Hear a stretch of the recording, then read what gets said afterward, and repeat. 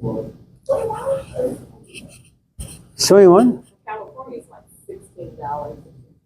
Well, they carry lumber, 2x4s. And... That's for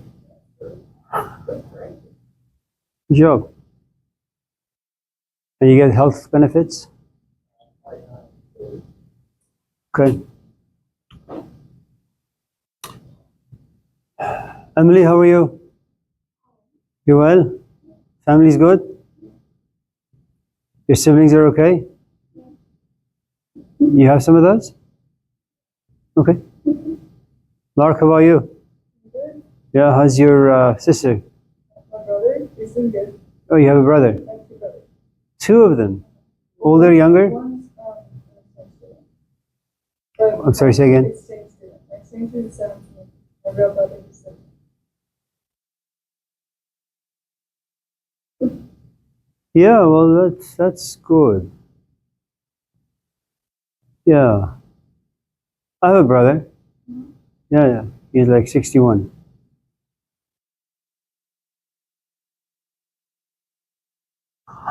Adrian, how are you, man? Anything new? Danielle, you?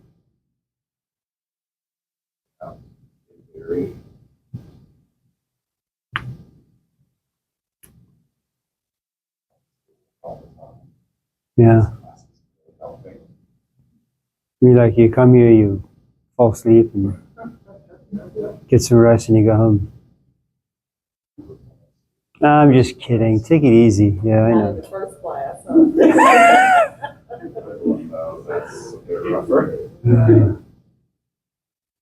Okay. Colin, how about you? Your friends aren't here. How are your parents? Where'd they go? Why? What for? 25th anniversary? 25th, that's nothing. Well, these days, I suppose it's like dinosaur age, Yeah, you survive, a couple of years, you're a saint. Well, tell them I said hello. How old are they? They're both 45. Oh, young people. So they had you when they were what? 11, 12? 24. It's pretty good. Yeah. And you have siblings? How many? Oh, boy, girl? Age? Lark! Oh, we did? Oh. One of the nice things about getting old, Tammy, I don't know if you're there yet, is that you keep saying the same stuff, and it's new to you. Right. Yeah. So you have a 16-year-old brother. What's his name? Ryan. What does he do? What does he do? High school. Is he tall or short? Like, what's the numbers? He's like 5'9". 5'9". You can use him as a ladder. Does he have a job? Works at a running shoe store. Oh, he runs.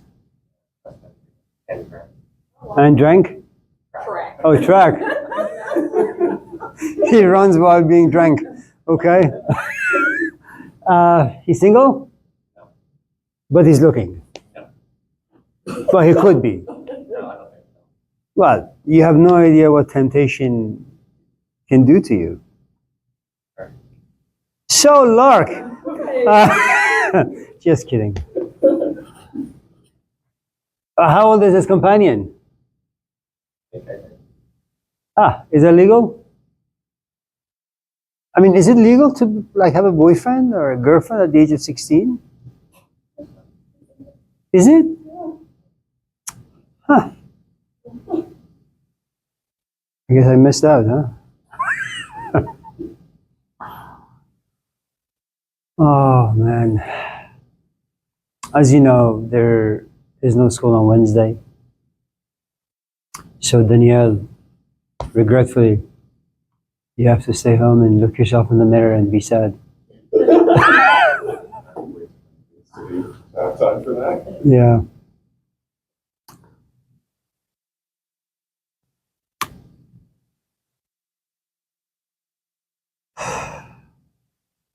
So is there anything you guys want to talk about before we go home? Yeah, tell me.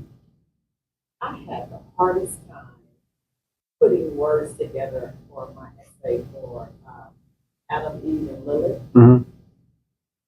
I had to call one of my friends to help me. So can you expound on that? Because all I kept getting was depression. And my friend was saying it's much more than depression. It's much more than depression. And I couldn't get it. I couldn't write it out. I knew what you were saying, but I couldn't put it to words.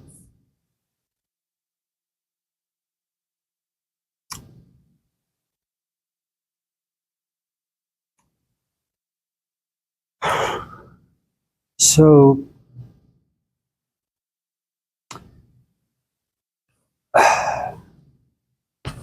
I'll try my best. No doubt I'll fail, but it's worth a shot.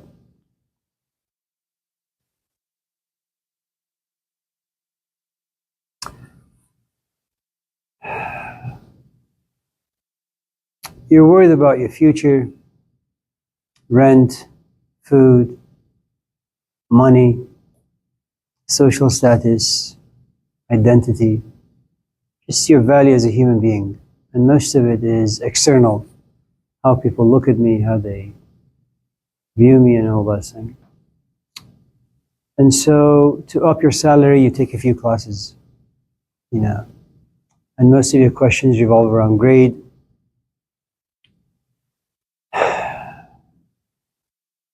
If you should write the format of your essay, MLA or PAJ or GAY, whatever, you know, floats your boat. If the font should be 12 or 19.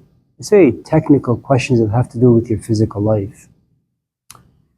And then as you're sitting writing this essay and you want to get an A, that's your goal, all of a sudden something comes out of you and you don't know what it is. And it says, you've been sitting here for the past 2, 3, 4 hours and all you think about is the grade, the format. Why don't you write something creative? Be excited, be inspired. What is wrong with you? And it comes out as a whisper, and as you entertain the feelings and the thoughts, it eventually becomes a roar. It just won't leave you alone. And for a moment you say, I really don't care for the grade. You know, what benefit is there for Tammy to get an A, but, you know, write a stupid essay?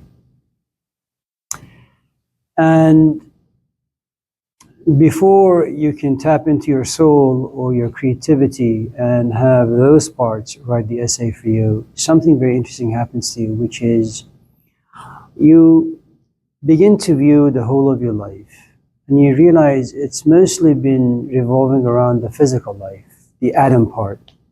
Adam just is earth, it's physical, it's tactile.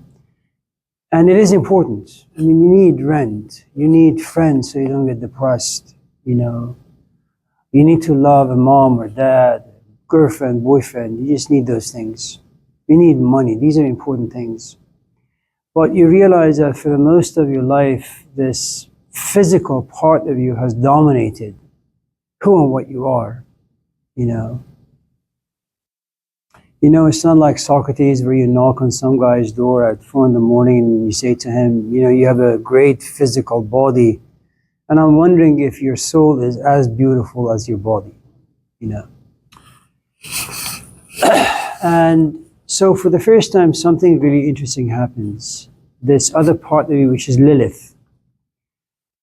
This creative part, the problem is it can't coexist with life. Especially when you're a novice, you know, because once in a while, this other part of you comes out and says, okay, so you're a great poet, you're a great musician. You know, one of my relatives went to USC and got his bachelor's or master's in, I don't know, film studies or something. He had finished his degree some 10 years ago. He's still without a job. His parents worry about him all the time, you know, and they're immigrants. You know, And so that's what happens when once in a while Lilith comes up and says, you know what? I am tired of being demolished by your physical concerns. You know, I'm tired of you being in this relationship, always worrying about money, always worrying about loneliness, always worrying about this or that. Listen, you don't love this person. Leave the relationship. Can't you just live a passionate life for like a week or two or a month or a year? Why do you keep shortchanging yourself? The problem with Lilith, when this force comes out of you, is that it dims all of your physical pursuits. I just don't want to take classes. I want to take classes that speak to my soul. You know, I just don't want to listen to instructors just because they're rambling on. I want them to have certain qualities that when I listen to them, it's like something about me comes to life. The problem with Lilith is that it makes physical life irrelevant. And that's a really, really tough place to be. It's kind of like, you know, when you have chronic depression, the problem with chronic depression is it's like something about you just kills everything that exists in life. Conversations uninteresting, people uninteresting, everything about life uninteresting. You know, and you go outside your apartment, there is the lake, it's beautiful. There is the sun, it's beautiful. The birds are just, you know, running around.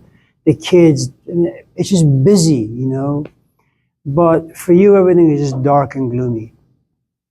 One of the things that Lilith does is that we have these beautiful portals, the five senses, the eyes, the nose, the tongue, the touch, and the ears, and they bring in experiences, you know, like that man over there is beautiful. Take a look. Not you, Colin, just the man, like the wall, you know. You know, or sometimes you YouTube and that woman is beautiful. I mean, look at Kim Kardashian. You know, some people just have a beautiful cemetery to them. And you say, well, that's a beautiful face, or that's a beautiful body, or, you know, it's like Noam Chomsky with all of his information. That's a beautiful mind. And all of a sudden you look at all these things and they just don't move you. You don't really know what you're looking for, but all you know is that the world can no longer reach you, touch you, excite you, inspire you.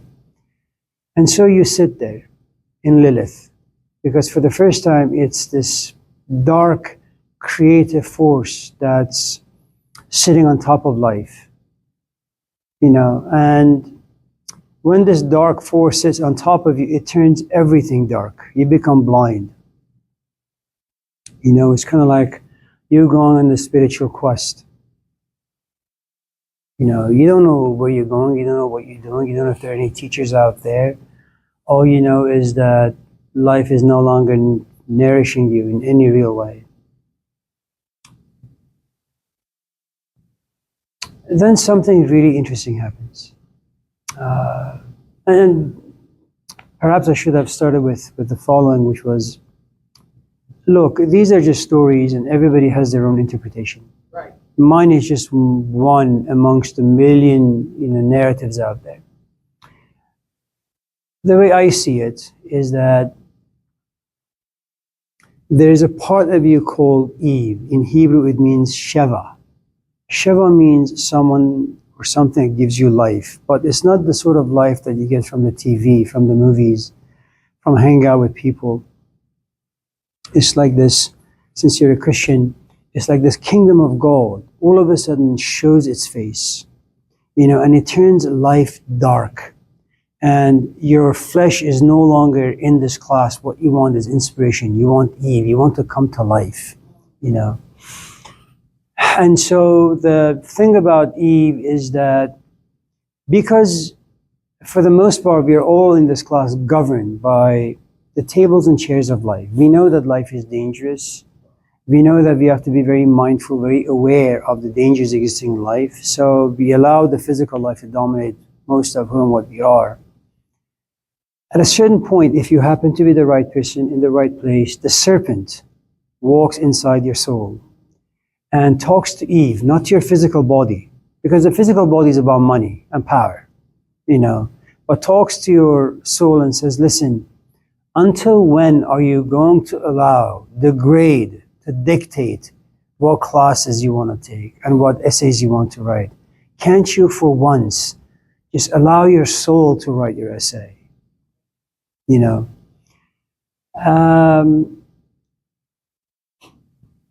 It's like when you want to leave a relationship because you fall in love with someone else, you're like living two conflicts now. This guy gives me a paycheck, he's decent, there is nothing wrong with him, we have a great life, but man, this guy, I don't know why I love him, and I want to feel the same way towards my husband and my wife, but I just can't. And then you stay in this conflict. Do you go to a life that's filled with stability, routine, or do you go to a life that it's very dark, very inspiring, it's unknown, it's mysterious? One is filled with chaos, but you're always awake.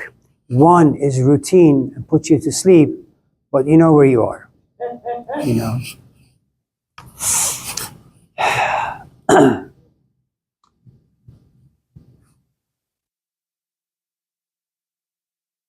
I think this idea of the hell that's created by Lilith and the hell that's created by Eve, because both these components force us to be something that really frightens us.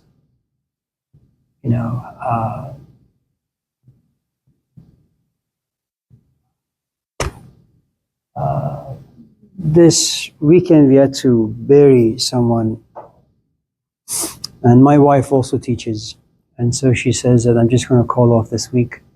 I don't want to teach because if I go to my class, I'm just going to start crying. And I said, you should go to class, and if you want to cry, it's okay, because in the classroom, you walk into a very controlled environment. Not only are you aware of what exactly it is you want to talk about, you're also very much in control of your emotions. You interact with your students, sometimes on a very superficial level, but you've had this experience now, you want to be in control, but all of a sudden you have this surge or explosion of emotions about you, and you have no idea how you're going to be.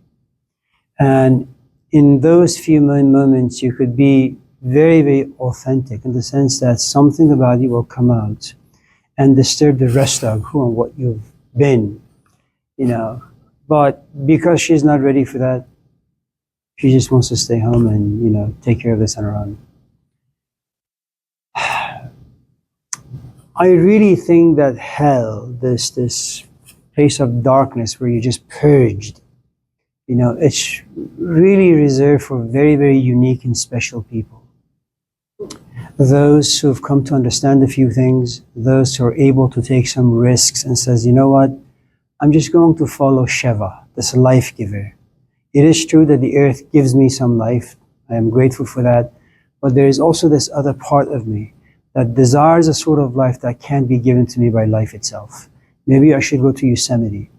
Now, the problem with going to Yosemite, living in the woods, especially wintertime where snow blankets the entire place, you don't know anyone. You're going to be surrounded by animals, a few. You're going to walk alone, you're going to eat alone, you're going to live alone. You don't know how your future is going to be. And once you go there, the reality sets in. In as much as I hate the city, it does give me Home Depot. It does give me Safeway. It does give me some people to look at, have meaningless conversation. I can be entertained. So you live in that conflict for a while in Yosemite. Should I go back? Should I stay? Should I go back? Should I stay? And it's tormenting, And if you're able to kind of stay in that hellish environment for a while, then the darkness will turn into purgatory. That there's a part of you that you may not be aware of, but there is this part of you that's being washed by something, by a set of emotions or thoughts. And then if you graduate, then you will enter paradise, which is a place of acceptance. I accept the fact that I'm getting older. I accept the fact that I have dementia. I accept the fact, because before you actually get to the place of acceptance, you fight yourself so much. Do I leave? Do I stay? Do I leave? Do I stay? And the confusion is so much. The anger is so much. The hatred is so much. And there is no one out there to help you. You just got to do this on your own. You know, it's like when you gotta bury a brother or a sister or a mom or a dad or a son or a daughter. In as much that you have a family around you, it's something only you can do on your own. There is no one out there to help you. Do you take comfort once in a while by looking out there and seeing a sister or brother? Absolutely. But at the end of the day, those folks have to go back to their own lives, and you're there with the heartache. Uh, so that's really the story of Lilith. And it's interesting because when the serpent shows herself, doesn't speak to Adam, doesn't speak to your physical body, doesn't care for your physical body. In fact, your physical body is deaf to what the serpent has to say. The serpent is there to heal you, To heal? to heal you, yeah. It's like, you're married, Tammy, and this very, very nice looking man, nice inside as well as outside, comes in, has a chat with you, and you guys begin a relationship. Nothing kinky, but it's, but something about you opens up. And you don't want to have an affair, and you don't have an affair, but something about you does open up, and you go home to your husband and your family with that openness, and you realize that your family is not feeding you how you want to be fed. And that openness is the work of the serpent. That openness is your Sheva coming to life, saying, you have a good life, but you want a different kind of a life that's filled with passion. And I think the Trinity, Lilith, hello Abi, how are you? Good, thank you. Adam, Lilith, and Eve, the Trinity, in the ancient world, and by that I mean just, maybe 300-400 years ago,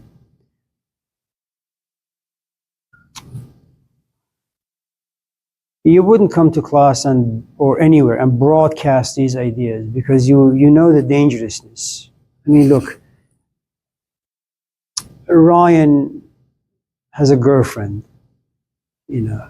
boyfriend, girlfriend.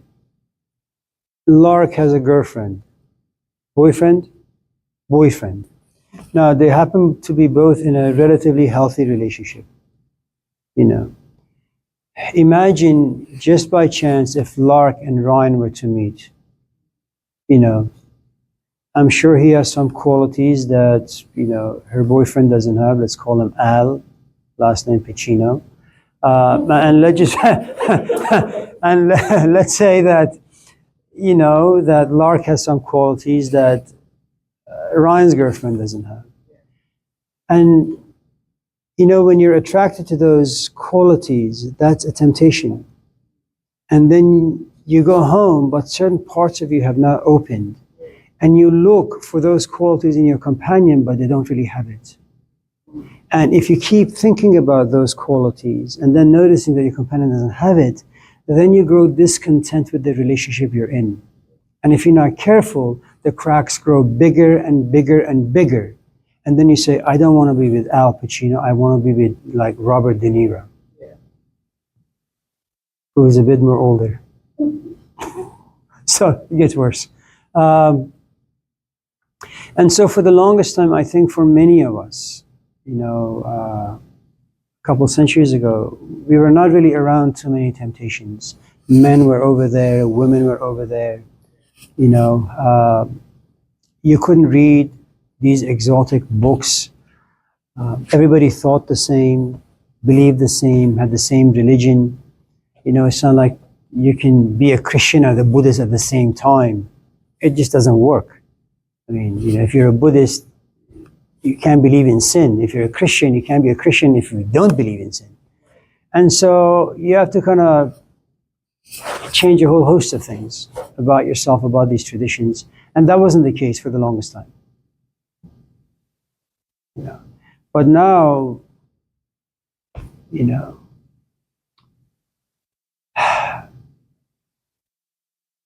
anyway, so that's, and then Emily, yes. Yeah, I know. I mean, what is there to say? I agree with you. I really do. What is there to say? So we, so we have Adam Eve and Noah inside of us. Are we supposing for the Garden of Eden? Is what?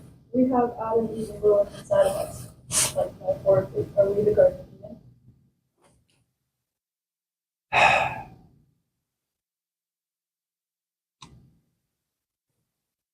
If by Garden of Eden you mean a place where you're able to accept just life as it is, then I guess so. But that's a really, really difficult place to be. I mean, look, you're still very young, but one of these days you're going to look yourself in the mirror and you're going to say, oh man, I'm 63, 64, 65. And retirement was something that never entered your mind. But all of a sudden you begin to think about it. Initially it bothers you because you say, well, if I retire, what the hell am I going to do with my life? And even though physically you no longer, for example, want to be in the classroom, you're just tired of students, tired of talking, tired of ideas, coming perhaps to realize that no one can teach anything, no one can learn anything, and even if you were to give information to some people, you're just going to go into trash bin at the end of the day. You're going to struggle with this idea of retirement for a long, long time, and then one day you just wake up and you say, I think it's time, and then you retire.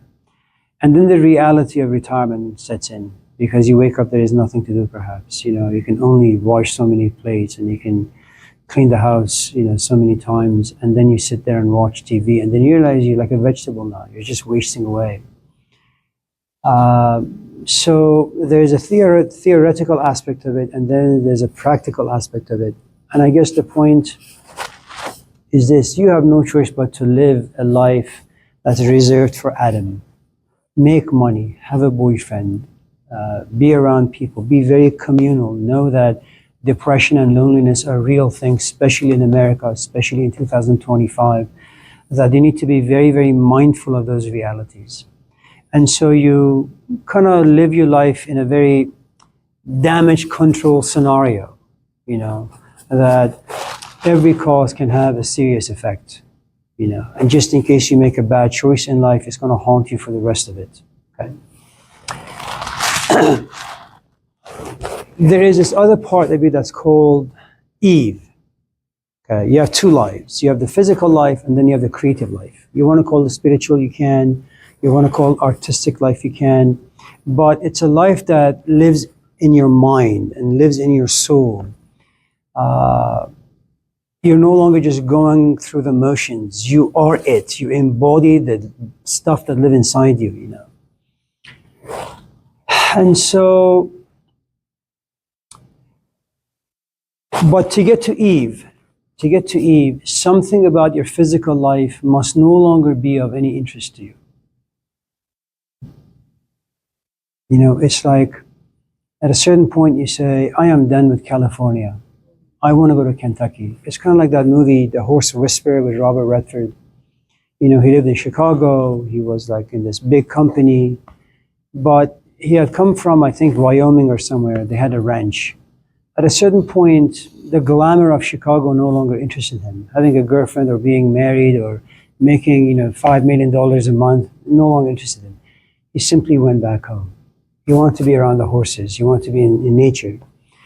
And so there has to be this part of you that kind of looks at life and says, I'm about to puke, and I don't know why. You feel guilty about the things you have. You feel guilty about leaving. You feel guilty about having wasted time pursuing and accumulating things that no longer feel relevant to you.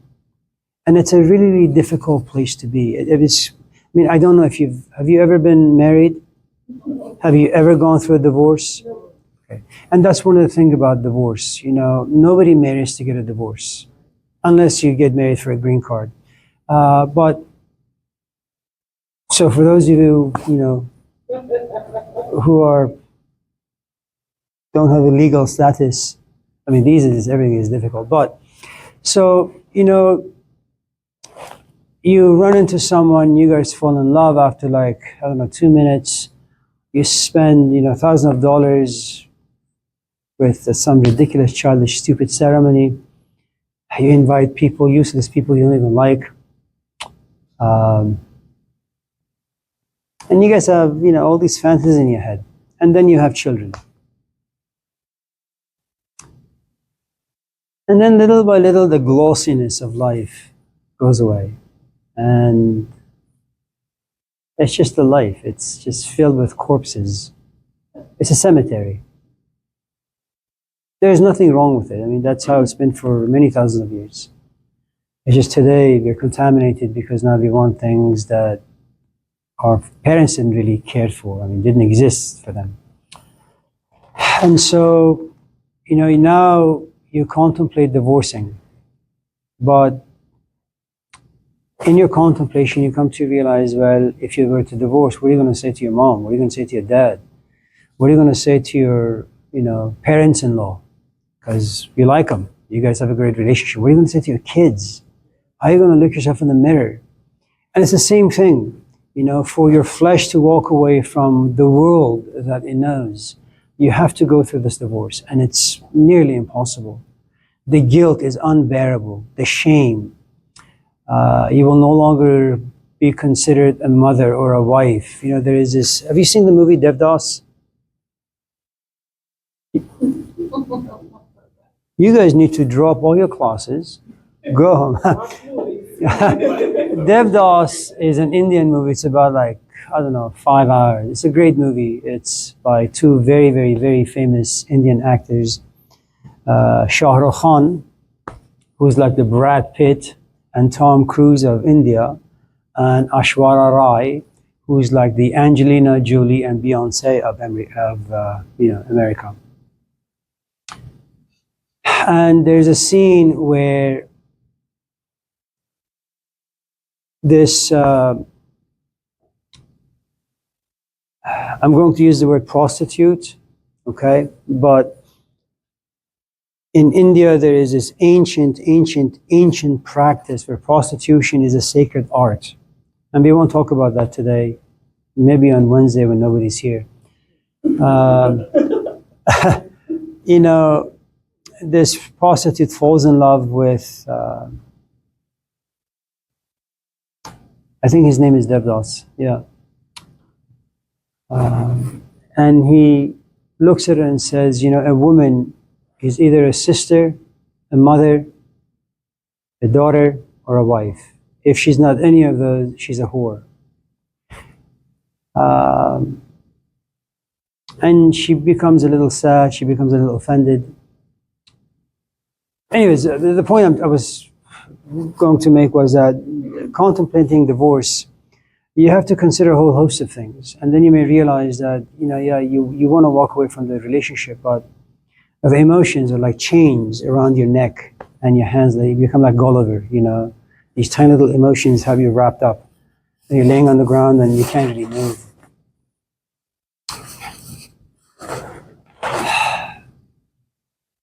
And then at a certain point, you get to this place where our friend David Long at Sacramento State, you get to a place of fuck it.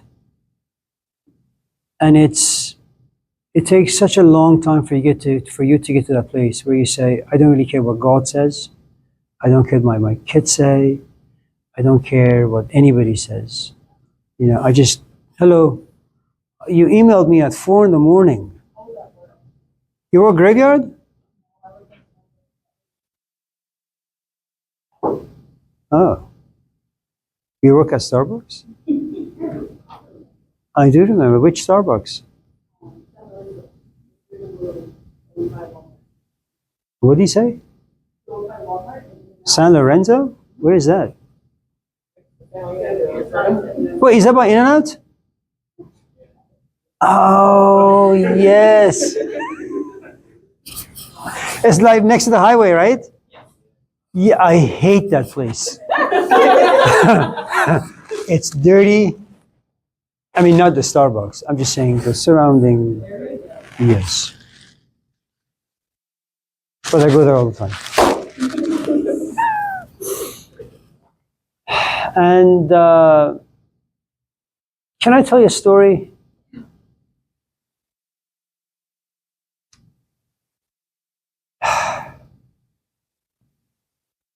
Hey, Colin. Tell Ryan I said hello. What's her name? Girlfriend. Yes. Not me. Nadia? What is she? I don't know. You don't know where your brother's girlfriend is from? Does he live in a different state? Perhaps a different room in the same house? Okay. Nadia.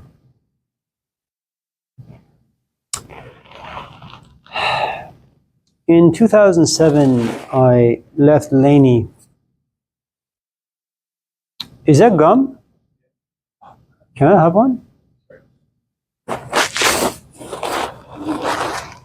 Extra credit.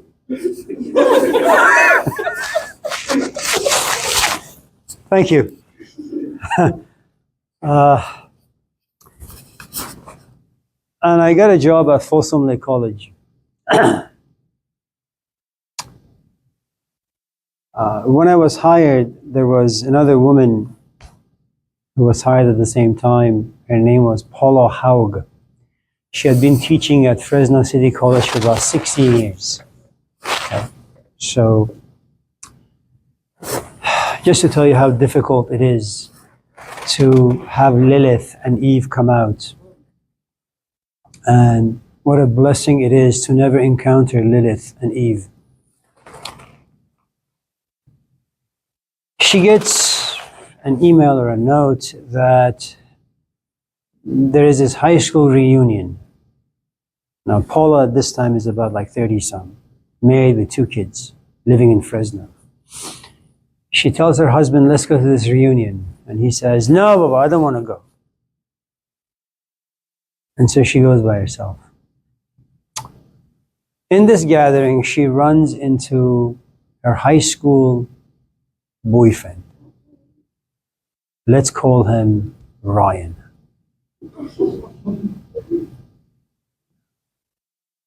And so, I think his name was Joseph or John or something. And so they start talking a little bit, and then they exchange numbers and they text. Joseph moves to Sacramento. He was a lawyer. They continue to exchange, messages.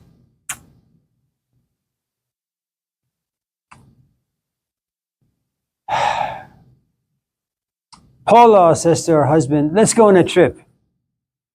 No, I don't want to go on a trip. She goes out and buys him a boat, the husband. Let's go to the Indian Ocean. And let's just live in the ocean, or on the ocean, or inside the ocean, or in whatever.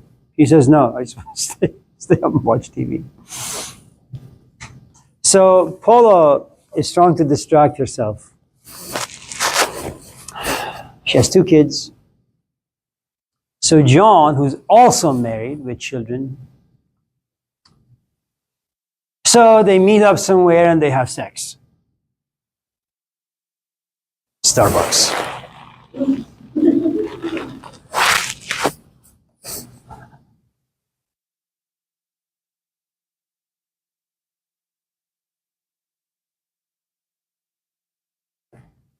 At a certain point, Paula says, I'm leaving you. The reason why she said that, because John had said, if you were to move to Sacramento, I will leave my wife and I will marry you. So when this position at Folsom Lake came open, that's what she did. She left her tenure track position, went to Folsom. Now John had a difficulty leaving his wife. And Paula, she would come to my office every single day before I got fired from that school. And she would cry, and she would scream, and she would bang her head against the wall. He's not leaving his wife. And he says, I can't, I want to, but I can't, I feel guilty. And so what you had is a woman who was no longer married, who could no longer go back to her life, and she could no longer move forward to this new life. Now that's hell. Purgatory is this place where you know that your pain is going to be temporary, but while you have the pain, you're going to get some insight and wisdom about you, and eventually the pain is going to go away, and then you will reach the promised land, whether it's health or whatever. So that's what it is, I think, but I'm probably wrong. Yes, Colin. We can talk about Ryan, it's up to you. Danielle? I was coming over to material for Freud and Freud. looking at the relationship between super ego and the id was really interesting. And the question that really came out, are we naturally inclined to good, or do we always aspire?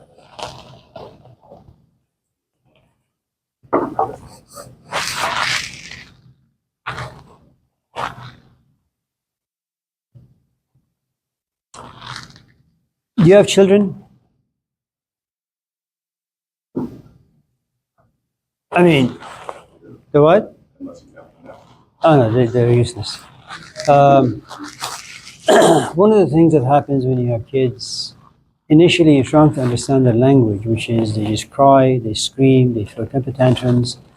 You just have no idea what's going on inside them. After a while, of course, you adjust as parents, you pay attention to certain things, it becomes much easier. But you realize that without the alphabets, without ABCDs, and without putting them together to make words and then sentences, the inability to communicate your emotions and your thoughts, it's a very, very lonely life.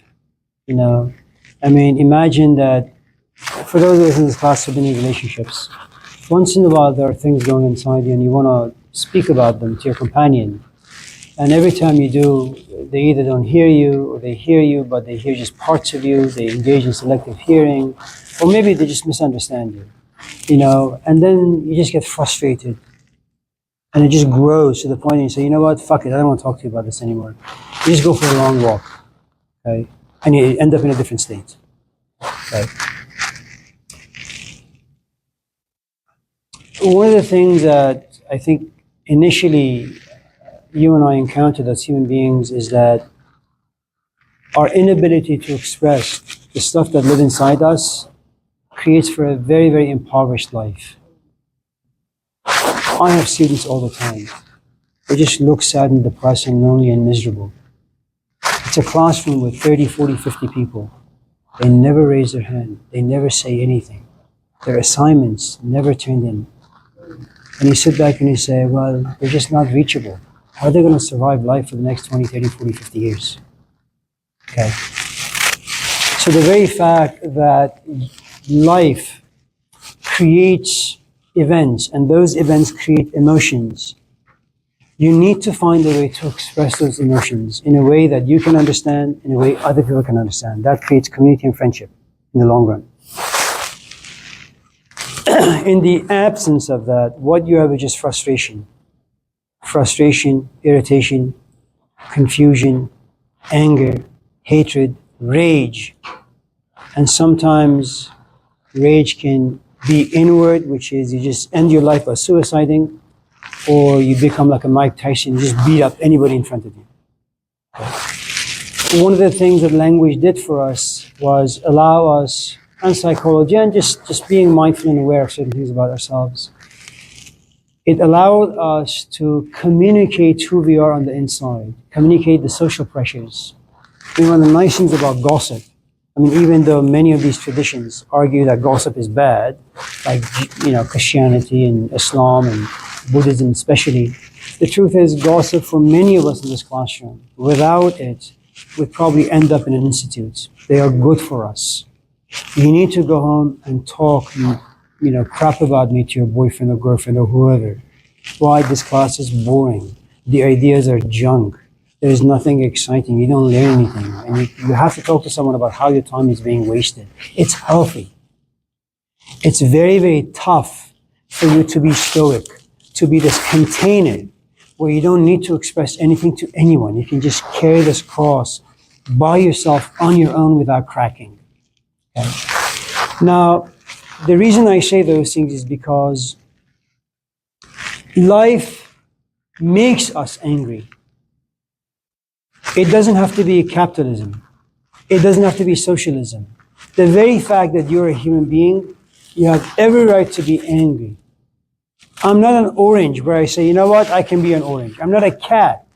I'm just lousy human being that takes many, many, many decades to grow up, to be able to see, to be able to process, to be able to understand, and to share that understanding.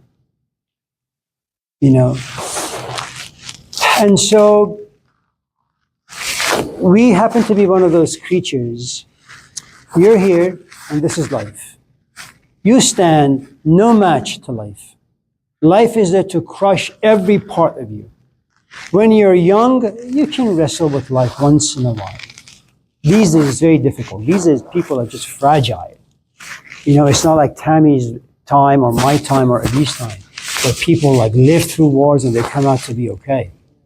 You know, right now, you just look at someone the wrong way, you know, they come over and beat you up. You know, the very fact that mental health is a serious issue in this country should just indicate how fragile the people of this culture have become. So, before I go any further, let me just say a couple of things about Sigmund Freud. You know, for the longest time in our human history, we have been very, very religious. Despite the fact that there was Karl Marx, despite the fact that there was Charles Darwin, despite the Industrial Revolution, despite villages turning into these humongous cities, we were very, very, very religious. We had religious sentiments. You believe in something. Okay? World War I, you know, I mean, prior to this period, you had hand-to-hand combat. You know, you don't like someone, your tribe goes to their tribe with swords or stones or whatever. You look some guy in the eye, in the face, and just chop his head off. Okay? And it was honor killing. All of a sudden now, what you have is aeroplanes. You don't have to see the enemy. In fact, I don't know if anybody in this class know that there are special places in various states, especially Texas, where they recruit teenagers, anyone from 16 and up, to see how proficient they are in playing video games with a joystick. If they're really, really good handling a joystick, they get hired by the military. And they get paid a six-figure salary. And their job is very simple. They're given a joystick to a drone. This drone is supposed to go somewhere, drop a few bombs, and come back home. A 17-year-old. Now you can actually demolish an entire city without seeing a single human being. And after 10 minutes, you can go back and play Donkey Kong. That's at least the game we used to play. Video games, okay? World War I happens. World War II happens. And then you have capitalism full force. You know, you add all those things together, you realize that there is nothing to believe anymore in anything. You can't respect your parents, there is no God to respect, there are no social order, there is no moral order, there is nothing. You're left to your own devices. You know, I mean, the very fact that you can come to class as an 18-year-old and say, Amir, you and I are the same and we are equal.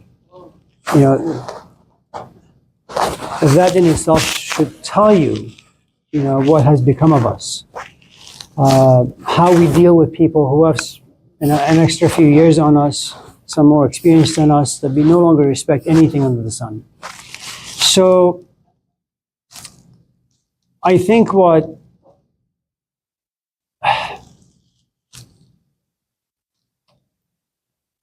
Freud had three of his sisters gassed to death. One was starved. His father was pushed around all the time. He was dealing with unstable people his entire life. Then, near the end of his life, he had cancer. I mean, dealing with people is tough. Every day when I come to class, when I open the door, I ask myself, should I lock the door on the outside? Or should I just leave it open? Because you just don't know what is going to happen. You know, I had a student some years ago, she just totaled my car. She just went nuts. I don't know what happened to her.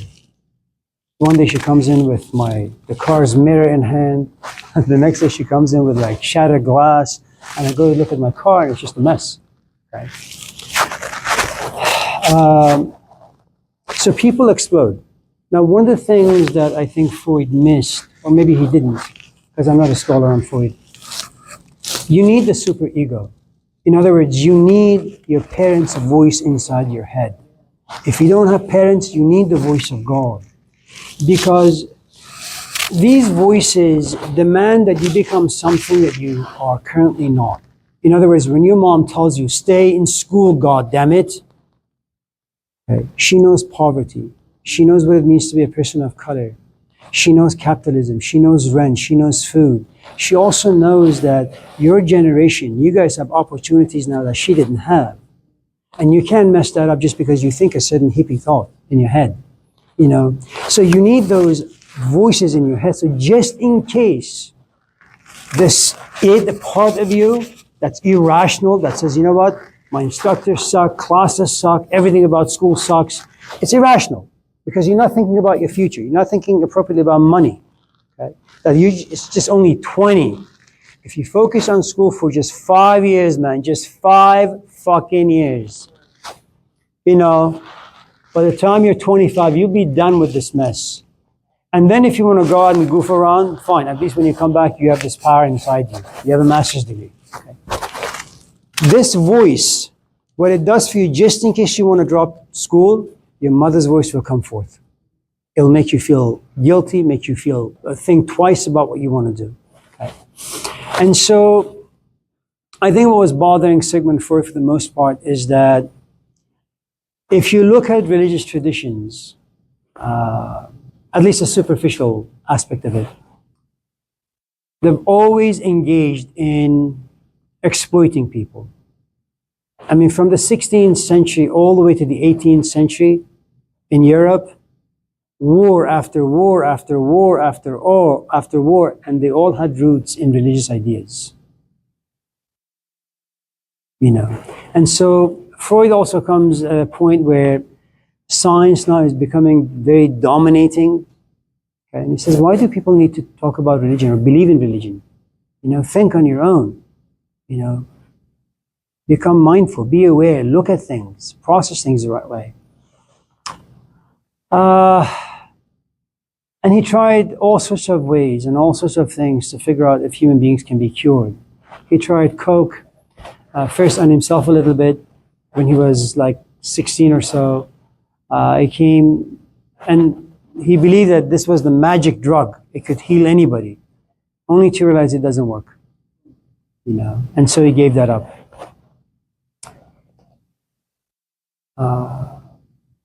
I think eventually he just lost hope. And the most devastating aspect of Freud's philosophy, which I think is founded on just realities of life.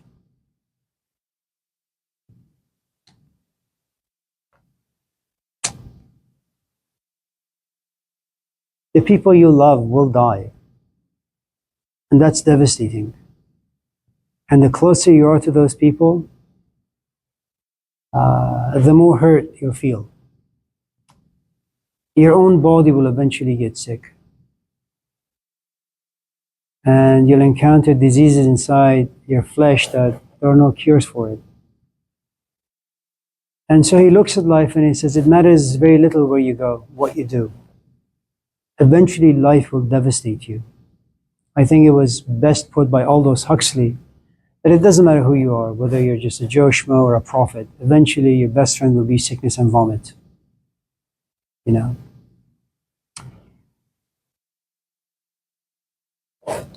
I think you need to be very mindful and very cautious of the people you read. It's something we talked about last time. Don't listen to Jesus Christ. Don't listen to Sigmund Freud. Don't listen to Nietzsche, because these are people in places of power. You know, and when people in power give you pep talks, they become unrealistic. They speak to a potential that may exist inside you, but that potential needs resources. That potential needs a support system, which you don't have. And then they remove the realities of life from your psyche. And all you think about is this dream scenario. It's like my son. I want to drop out of school and become Cristiano Ronaldo. I'm an immigrant. You can't say those things to me. I can't even hit him these days. He'll probably call SPCA.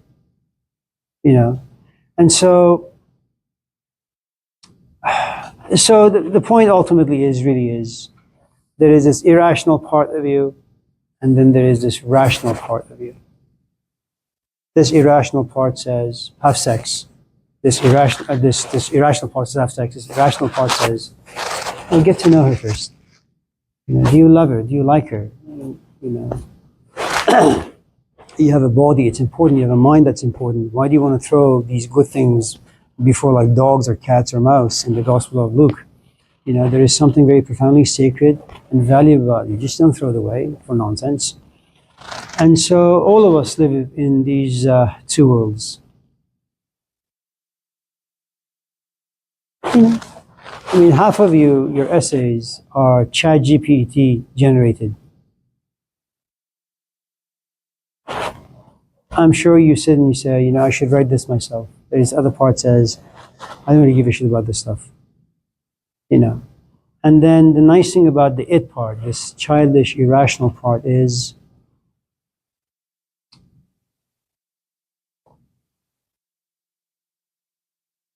you can get what you want easily without doing much work. The rational part, love and then have sex, it requires time, it requires patience, it requires awareness, and that's too much. And so ultimately Freud came to the conclusion that most of human life revolves around the id. Violence is the id part. That's something about you is just very uneducated and desires to be uneducated, so it can react very quickly without consequences.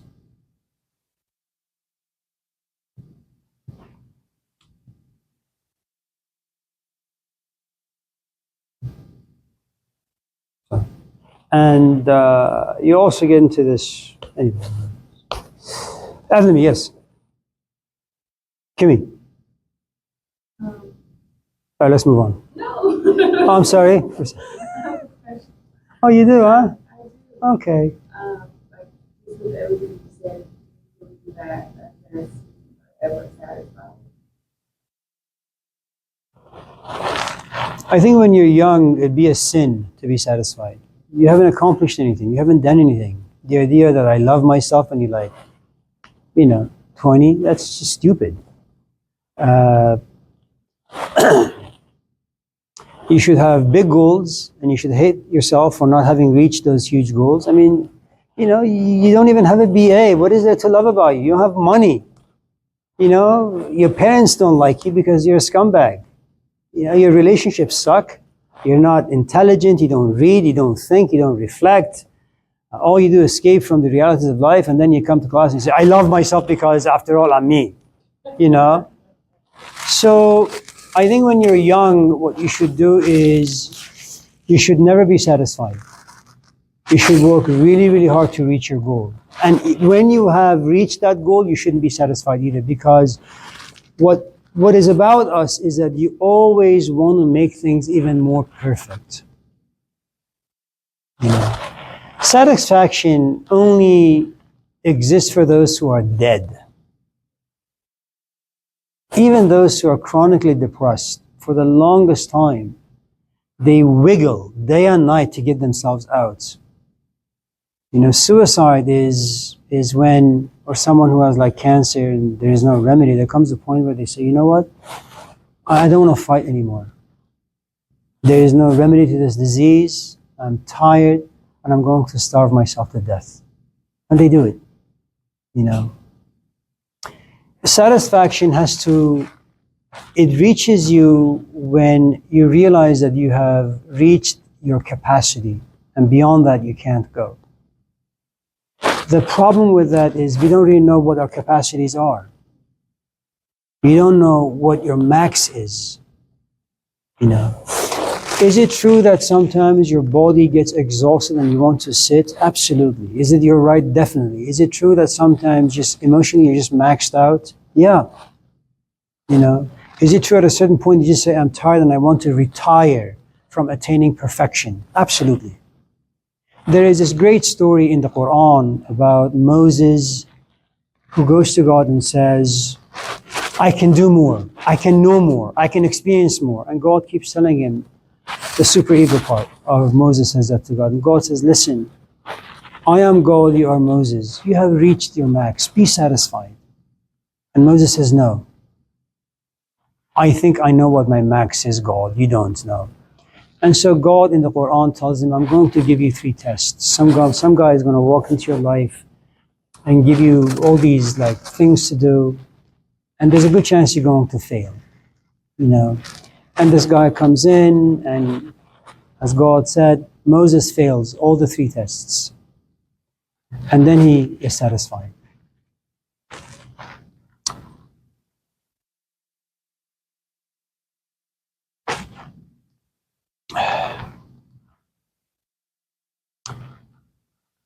You know, going back to someone asked about acceptance, it's very, very tough to accept your limitation.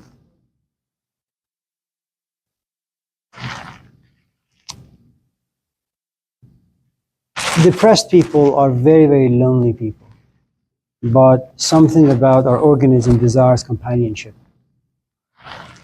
So when you hang out with someone or a group of people who have been chronically depressed for a while, and you also recognize the fact that our organism desires to be touched once in a while, you know,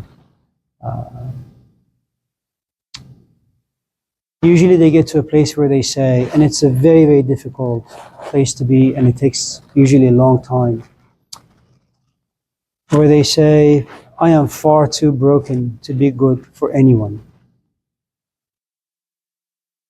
And so they stop dating, and they stop sleeping with anyone, and they stop talking to anyone, because they have come to a place where they realize everything about them is counterfeit. Unless this disease can be yanked out of them somehow, they're no good for anyone, including themselves. And that usually takes a long, long time to realize and then to accept.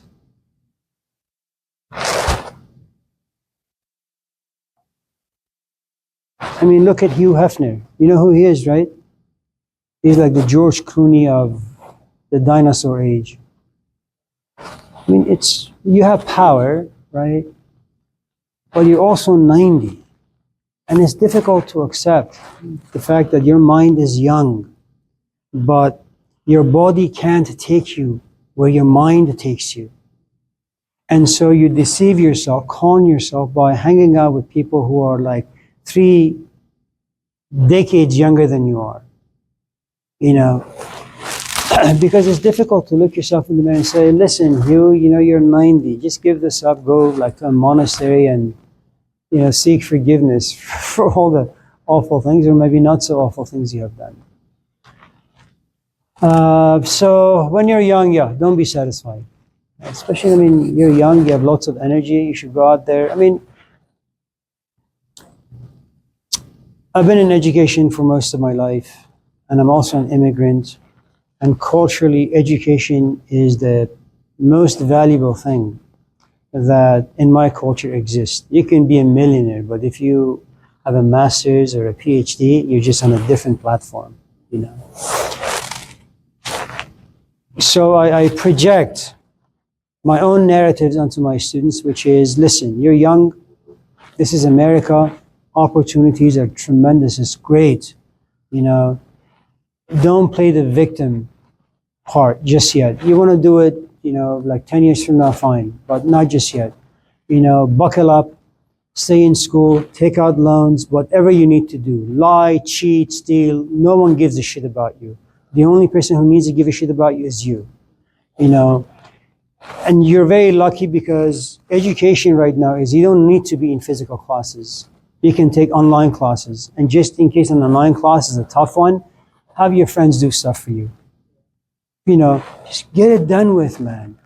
And by the time you're like 30, you can have a master's degree. And that's a lot of power to have in life. And then, you know, and it's going to take you some time to know what to do with the power you have, the money that you have. You know, once you're tamed a little bit, then you will use this power, you know, in a way that's useful to you and other people. You know, but when you're young, don't be satisfied. You know, don't read like Near Eastern books on Buddhism or Taoism. Be happy, be content, live in the present. You know, that's just bullshit philosophy for bullshit people. You know. And when you're young, you gotta fight life. When you realize that, you know, you can no longer be in the boxing ring, then yeah, then you can sit back and watch other people fight.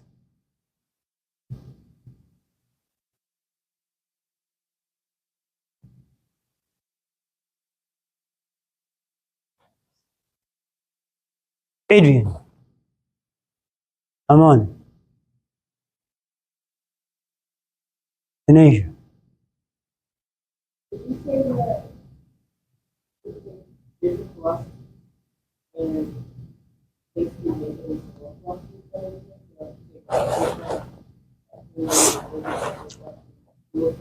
You like chocolate chip cookies? Yeah. So let's create a scenario, okay? So you go somewhere and for the first time someone gives you chocolate chip cookies and you eat it and you love it. Then you tell your mom, let's make chocolate chip cookies. Not chocolate chip cookies with like nuts in it or raisins in it or oatmeal in it. No, just chocolate chip cookies, plain. And then you watch her make it. And then at a certain point you summon up the courage and you say to your mom, can I just make chocolate chip cookies on my own and you can sit back and watch and just in case I make a mistake you can tell me? Sure.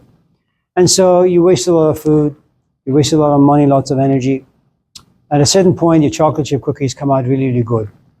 And you just know how to bake these cookies by heart. And then something strange happens. You say, I wonder how it would feel if I was to add some raisins to it. And you do. You say, that's not bad. Now you make 2 batches, one with raisins, one without raisins. Then you say, I wonder how it would taste if I was to add raisins and nuts to it. Now you make 3 batches, raisins, chocolate chip, and nuts and raisins and chocolate chip. Then you say, I wonder if oatmeal would come out okay. And what I'm trying to suggest is the following. You become good at one thing. Okay? You just fall in love with Socrates. Just fall in love with Socrates. And that's going to take you about 20 years. Then little by little you say, I wonder how it would feel if I was to read Immanuel Kant. If he says the same thing as Socrates does. And then maybe David Hume. And maybe Nikolai Machiavelli. And how would Cristiano Ronaldo fall into all this stuff? You know? And so you start from the basic alphabets, okay? And then you put them together, you create words. Then you make simple sentences with no emotions or no thoughts. Then you make paragraphs with no emotions or thoughts involved. And then you inject emotions and thoughts. And then you create a book. And by the time you're able to write a book, you're now a 50-year-old woman. Is it true that you can mix philosophies together? Yes. But that's for very, very advanced stages. There may come a point for you where you can be a Christian, a Buddhist, a Muslim, and an atheist. But initially you start as a Christian. Then you were exposed to Buddhism. Now you can live with and without sin. And consider yourself to be spiritual at the same time. Then you add another ingredient, which is you're an atheist. You're a scientist. You reject everything at the same time, accept everything. But these are just gradual steps that you and I have to take. So the answer to your question is yes, but not just yet for you. Be patient and be a good student. Chocolate chip cookies, don't forget. Anyone else? Colin, yes. It's all right. We have a minute. Um, Do you have a minute? Okay, we have like 10 seconds. Go ahead. Okay. What do you think about like being around like really unstable people? Oh, awful. Awful? Awful. Why is that?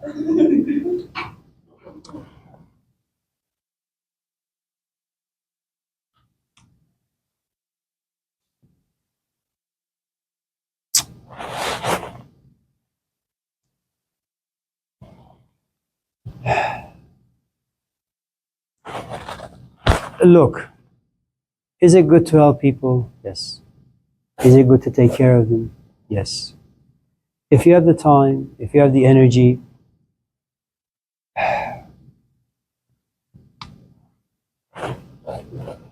and if you happen to be of an empathetic nature, all those things come to you naturally. You don't have to work very hard. You're just nice to people, you're kind to people, you take care of them. At a certain point, you're going to turn out to be like Tammy. You'll continue to be compassionate and generous with your time, with your energy, with your money. But you'll be very stingy now. You'll be very selective. Now, was Tammy this way when she was 15 or 20? No. You know, it's like someone who has been hurt by love. Initially, they don't go in being reserved. They give themselves to the other 110%. When they get broken, now, after they heal, they go back into relationships, but now they give only 75%. Then it goes down to 50%. Then it goes down to 25%. Then they say, you know what, I'm just going to live alone. Okay? I think when you're young, and the nice thing about being young is that you haven't been slapped around by life yet. You're very innocent. I mean, good stuff live inside young people, you know. And so when you ask me this question, I'm a little hesitant how realistic and how truthful I should be, because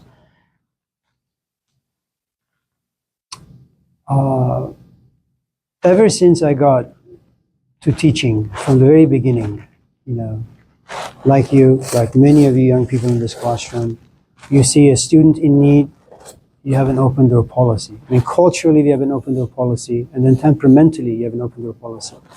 And then you give, and then you give, and then you give, and then you give. And at a certain point, and it's not something that happens consciously, at a certain point, you realize your body's a little tired and you don't know why. I mean, these are accumulative. You slowly, like, just, they build up in your system. And then emotionally you feel a little bit more exhausted. Intellectually you feel a little bit more exhausted. And you want to give, but something about you says, no, you just can't, you know. And so I think as long as you're young and you don't think about things the right way, you know,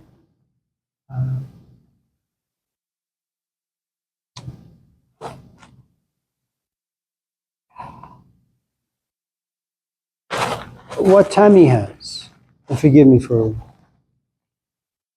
she has gained a lot of wisdom from her experiences. That wisdom is the sin that she has to carry. That sin, called wisdom, forces her to be very selective with her compassion. You don't have that just yet. There is no sin inside you. There is no wisdom inside you. You're right now trying to figure things out. And you won't be able to until another like 20, 30 years. You know. If on the other hand you were to have a teacher, you know, like a piano teacher, they would teach you the notes, the sort of music that they themselves are interested in, you know.